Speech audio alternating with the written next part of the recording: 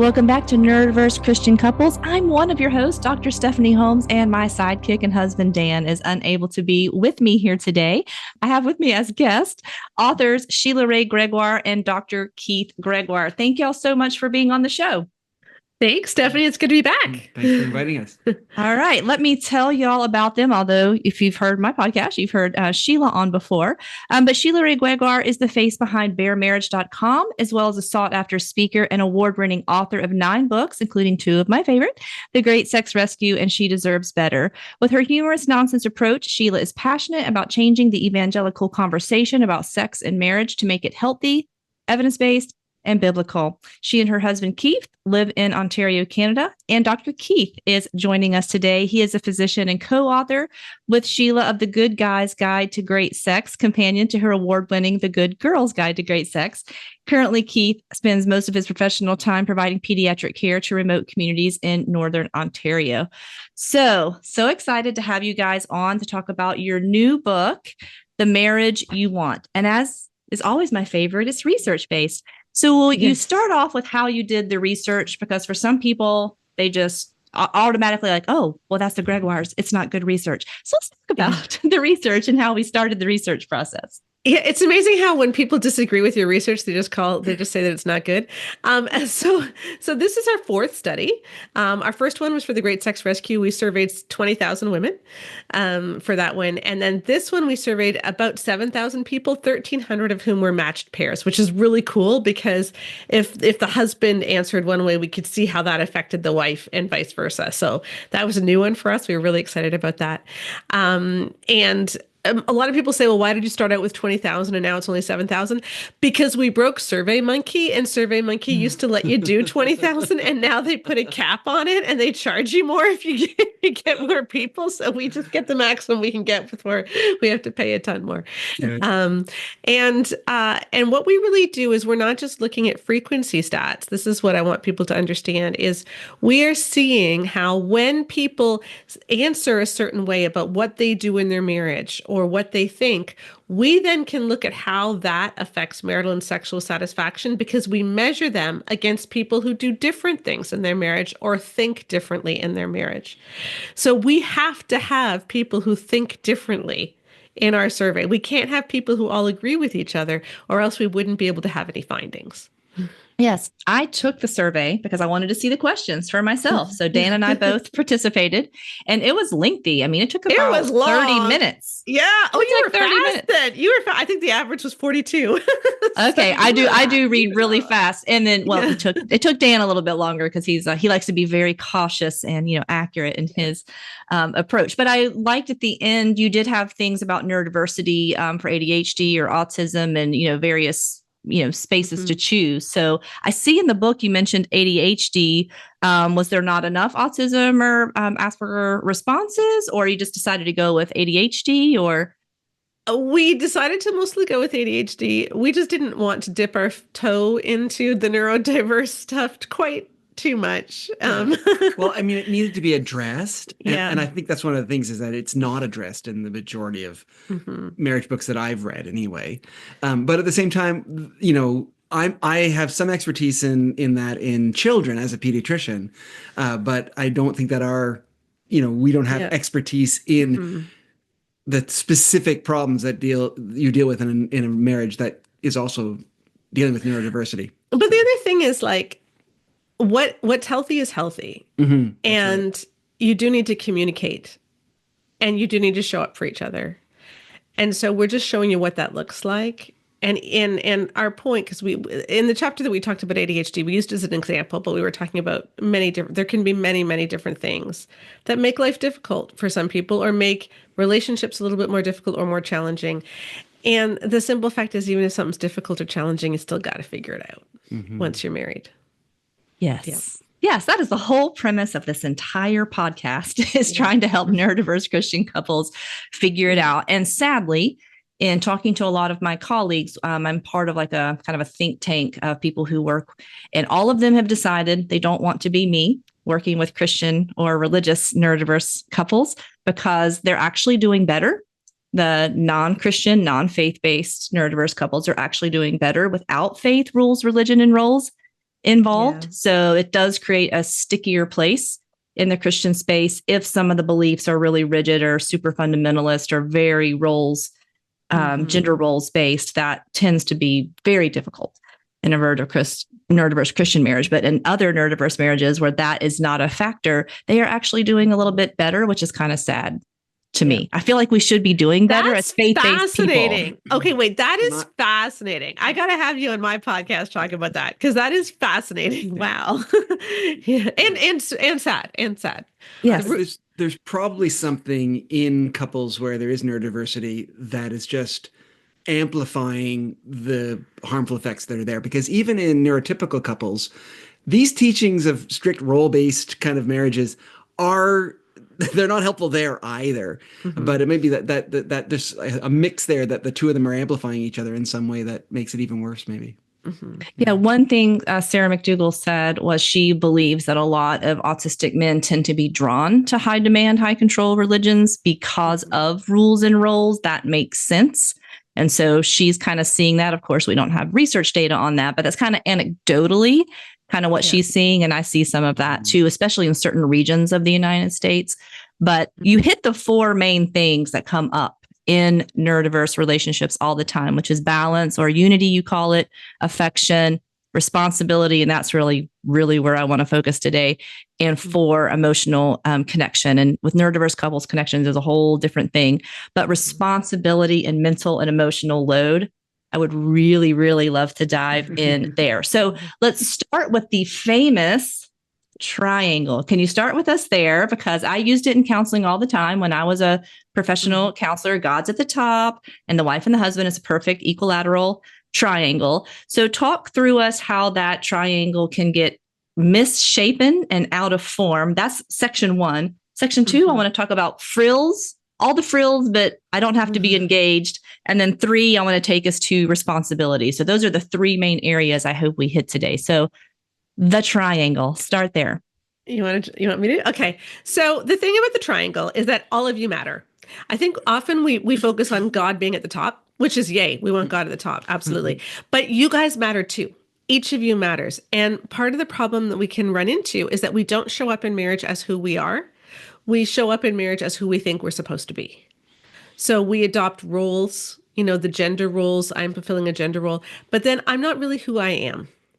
And we need to each matter, and we need to leave room for the other person to be there. So one thing that we often see is that, one person gets overshadowed by the other. One person's life is all about supporting someone and helping them, and they kind of disappear. And that's not healthy because you both need to show up. Another way it can get really distorted is if instead of going after God and running after God, you start running after what the husband wants because you think of it in terms of male headship. Right. So he's in authority in the marriage. So she is supposed to submit to him and do what he wants. And then instead of her running after God, she ends up running after her husband, and he effectively runs the marriage instead of God running the marriage. And that has a lot of really bad repercussions, as we found in our book. Teamwork works wonderfully. When the husband is at the top, it really doesn't. And for anyone, lots of bad effects. And then finally, and I think this sounds depressing, but I think this is a hopeful message, which is you can't change your spouse. The whole idea of the triangle is that the closer that you move to God, the closer you move to each other. And so you sort of think of the two people moving up that triangle. But one person could be running away from God, and one person could be running away from you.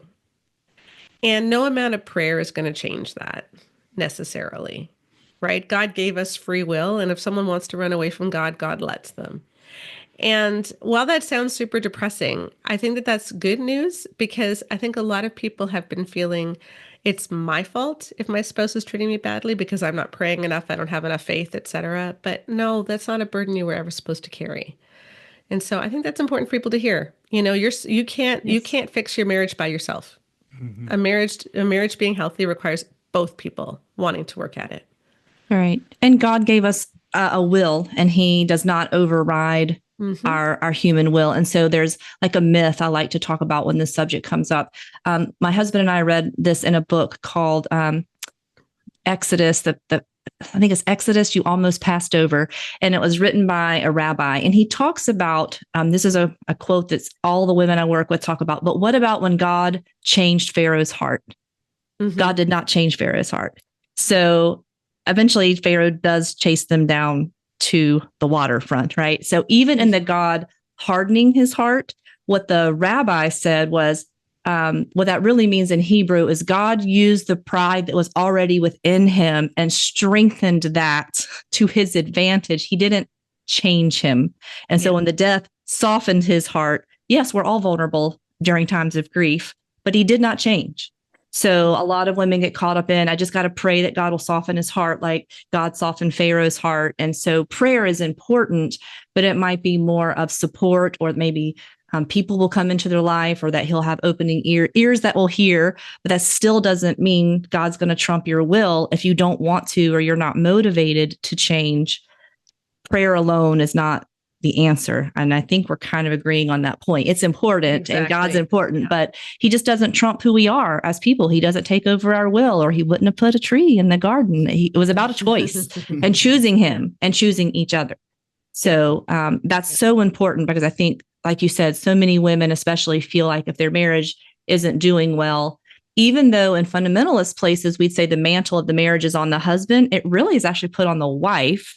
Like what it looks like and how healthy it is, or if it's thriving and everything is like, what is she doing right or wrong, versus like, what are they as a couple doing together? So I thought that was really important. Now, the other triangle you mentioned, it made me laugh when I was reading it. And I was like, well, this is articulated very well.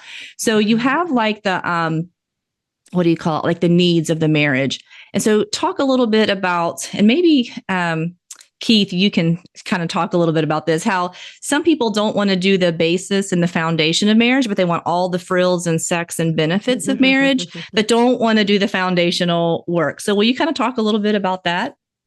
Yeah, so we talk about the marriage hierarchy of needs. And so this is sort of working off of Maslow. The psychologist Maslow came up with the idea of the pyramid of human needs, where at the base there's the really important fundamental needs like safety, food, water, air, that kind of stuff. And then once you've got those needs met, there are other needs that we have as human beings that are not as pressing, but they're still important, like friendship and sort of those kind of things, having a chance to work and accomplish things.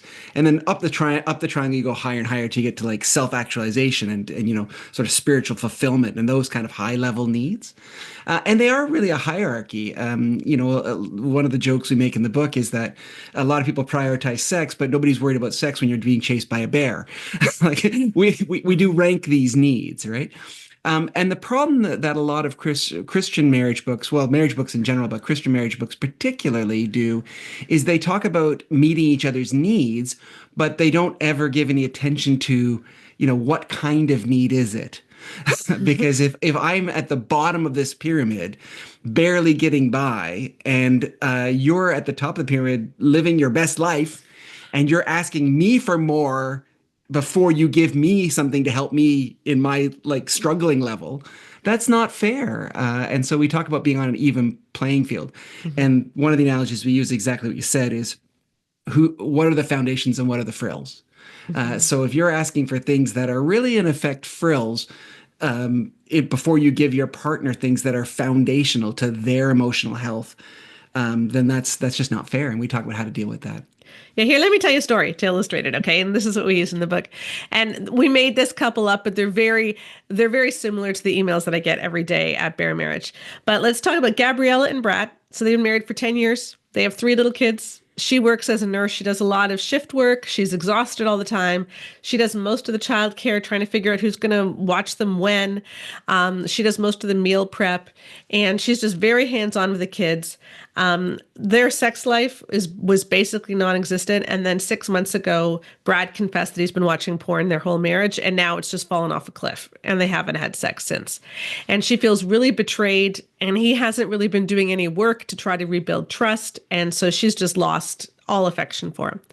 And he doesn't think this is okay, because the Bible says that you're not supposed to deprive him. And so he has taken her into the pastor to talk. And she tells her whole story, and she's crying, and he tells what he's upset about, and the pastor listens and says, okay, look, you each need things from each other. So, Gabriella, Brad really needs more sex. So you start giving him sex. But Brad, you need to realize how tired Gabriella is. So you need to start doing bath time routine with the kids and take the kids a little bit so that she doesn't have them all the time. And that is seen as a compromise because each of them are getting one of their needs met. But the problem is that Gabrielle, if we look at that marriage hierarchy of needs, she's like barely surviving. She's on that bottom tier. Whereas Brad was sitting up here, he's living. He's having a good time. He just wants a little bit more. And the way to fix this is not to say, hey, Gabriella, what else can you do for Brad? It's to say, Brad, get down into that bottom tier with Gabriella. Get in the trenches with her. Care for the foundational needs of your family. And then together you can lift yourselves up and get into that more living tier. And we can start looking at how we can start enjoying life together. But we can't start enjoying life until both of us are beyond survival. Yeah. So many books talk about prioritizing sex in your marriage. And I think this is my view of the pendulum swing. We had Christianity is like, oh, sex is only for recreation and don't have fun. And, it's only from, and then I think we tried to be the cool kids in the 90s and 2000s to be like sex positive. Like, ooh, we're going to talk about sex because we own sex because God designed sex, which is true. But then it was like, let's do all this sex stuff and like more is better. And it's like the most important thing of your marriage. And then it's like so much pressure. 3 times a week was kind of the thing at every counseling thing I went to as a licensed professional counselor back then. It was 3 times a week, every 72 hours. And it's like, holy cow, that's a lot. That's a lot of pressure when you have littles or when you're going through changes, in your body. And so I want to kind of ask that a little bit different then. So, because that is controversial to say you shouldn't prioritize sex in your marriage. So what should we be prioritizing according to the research? You should prioritize the ingredients of great sex. Because when you say, I'm going to prioritize sex and do every 72 hours, like you just said, which has been often recommended, all you're really guaranteeing is that he will have an orgasm every 72 hours. That's it. You're not guaranteeing anything else. Because in evangelicalism, we have a 47-point orgasm gap, where 95% of men report that they almost always reach orgasm in a given sexual encounter, compared to just 48% of women. So that's a lot of women who aren't necessarily enjoying themselves. And you may not be feeling intimate during sex. Gabriella and Brad weren't or wouldn't because, they still had this big porn problem between them and he hadn't rebuilt trust yet. And so if you really want a great sex life, you have to figure out how to make it something which is mutual, intimate, and pleasurable for both, not just make sure that we are going through the motions of having intercourse every 72 hours. Yes. Yes. So, Keith, I think you've written about this. I'm sorry, Dr. Keith, that you've maybe written about this and other things. But will you speak a little bit to every man is struggling with porn or lust? Because another person I interviewed, he was talking about, he studies the psychology of men. And he says, essentially in society, we're okay with men having 2 emotions, anger and lust. These 2 are acceptable for men to have, and the rest, they're not supposed to have those. But, every man lust. And he was a non-Christian person. So he's like, but that's not okay. And every man can just be angry. That's not okay. So in the Christian world, where you kind of talk us through a little bit about this, again, we went from shame, keep it secret and never tell, to oh man, I do that, you do that. Yeah, it's cool. Everybody's doing it. Can you talk a little bit about that? Yeah, absolutely. We actually have some data on that from our book, The Good Guy's Guide to Great Sex. And one of the things, you hear this message all the time, that all men struggle with lust. It's every man's battle. That's the tagline. And we actually asked the question, do you have a daily struggle with lust? And of our men, 75% said they did. Now, that's not every man already. So 25% are like, yeah, no, I think I'm good. But so it's a lie that it's every man. But even of those 75% who did say they had a daily struggle with lust, we actually drilled down a little bit and we asked questions about scenarios wherein it would be possible to lust. We actually took the scenarios from the Everyman's Battle series. Yeah, from Shanti Feldon's books. Yeah. Because all these Christian marriage books say how men will lust by doing X, Y, Z. And so we sort of gave the scenario and said, would you? And then we gave them various options. Some were lustful and some were like, yeah, I'd notice her and then I'd go on with my day and it wouldn't affect me, that sort of thing. And what we found was that 50% of the men who reported a daily struggle with lust did not answer the questions of how they would behave in those situations in a way that would show that they were lusting after that woman. And they also didn't have struggles with porn. So we were at a loss to explain why half the men who claim to report daily struggles with lust don't show any evidence of lusting. And we think it's because we've just taught them that having any sexual feeling is lust. So you've got men who are like, they notice a woman is has a nice shape and they're like, oh my God, I've just like sinned horribly. And they feel terrible about it. And they see it all as bad. Or conversely, they go to the other side, which is, well, guys just do this, so I'm going to let myself and think, very, very inappropriate thoughts about women. So it's not as, when you say all men lust, you sort of normalize behavior that could be predatory and you excuse men who are doing bad things, but then you also make men who are doing nothing more than noticing an attractive woman feel guilty. And it's kind of a double whammy. You hurt the good people and you give the bad people a pass. And so we need to rethink our whole way we define lust. I agree with that because there is like, as a woman, I notice an attractive man like, oh, he looks nice or, oh, I like those jeans. But it's different than the dwelling on and objectifying and then imagining yourself with that person or undressing that person with your eyes. That's a whole different sequence of I notice because I have eyes and I notice an attractive person to like I'm undressing them and I'm mentalizing them and then all kinds of things, that happen. That is more the lustful behavior versus like attraction and law of attraction. And I think that's such a key point, Keith, that just having a like, ooh, I feel something because I looked over there and they're attractive. Like that's not the gateway to porn and lust, but it's like shame, really shame driven that you noticed someone. Yeah. And the solution for men is just to see women in ways that are not sexual generally. If we are trained to only see women as objects of sexual consumption, which unfortunately both society and the church kind of leans into, like don't be alone with a woman, bounce your eyes from women, women are dangerous, women need to be careful how they dress. These kind of messages tell us that women can only be seen as sexual, then men are going to see women as in that way. And we need to combat that. So have a healthier view. Yeah. Absolutely. And some even start with how they tell the story of Adam and Eve, that she was a temptress. She seduced him, into eating the apple when that's not even in the text, Not even there. So, and even I can't remember the famous statue that like has that Eve is like a temptress, seductress, like a Delilah type. And that what she's after is the man's power. And so that's what she's doing with tempting him in this way because she's after his power. And it's like, whoa, that is a lot of reading into a text. But if that is your beginning point, then that is kind of saying what you see women as, not objectifying them, that they're temptresses, dangerous, seductresses. Yes. We're all out for someone else's husband or to, get men to fall. And that's just simply not the case. So some of us will then get called, Jezebels, point out that that's not accurate or true when we're just trying to be like, no. Yeah. But it's so much healthier to have a partnership, teamwork kind of mentality.